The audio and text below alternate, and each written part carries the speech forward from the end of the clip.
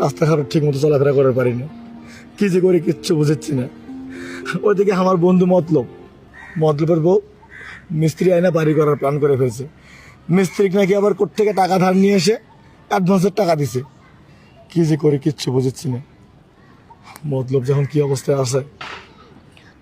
তুই একটা কাম কর, এই লটারির অফিসে যাই বেটা কোথায় খুঁজল, তুই টাকাটি কবে পাবি? এরা তো করেছিল যে খুব তাড়াতাড়ি চলে আসবি, কিন্তু আসিচ্ছে না। চল তোর কাম করি, মোতালাবের বাড়ির যাই, যা দেখি হার কি অবস্থা। তুই আমার লগে যাবি, চল।